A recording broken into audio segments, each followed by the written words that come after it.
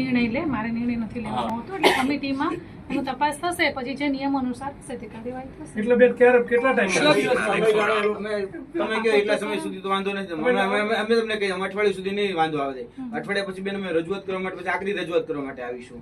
કારણ કે અત્યારે નોર્મલ રૂમમાં અમે એ ભાઈ સાથે વાત કરવા માંગતા હતા કે ભાઈ તમે આની ખરેખર રિક્વેસ્ટ રૂમમાં વાત કરવા માંગતા હતા. આત્મહત્યા કરી લેશે અગાઉ બન્યા કેસ એ પ્રમાણે, તો આના જવાબદાર કોણ? મેડમ એટલે આપ રજિસ્ટર છો, આ બહુ સ્ટ્રોંગ પોસ્ટ છે અને આ દીકરીના ફ્યુચરની વાત છે. હવે right to education statutory right છે, એમને છતાંય પરીક્ષા નથી આપવા દેતા. અને સંસ્થા જોડે અમે વાત કરીએ એટલે કે અમે જીએનસી પૈસા આપીએ, થાય કરલો નહીં થાય કઈ. એટલે ધીસ ઇઝ સમથિંગ કે આખું માફિયા ક્રિએશન થઈ રહ્યું ને એવા સંકેત બહાર પડે છે.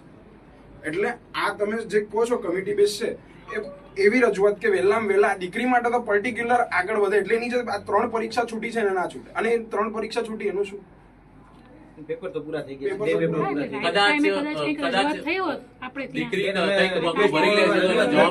અમારી પાસે જેમ રજૂઆત આવે અમારી પાસે તો કોઈ રજૂઆત, ઇવન આવું કોઈ ટેલિફોનિકલી બી અમને કોઈ જાણ કરી હોત એવું પણ નથી થયું.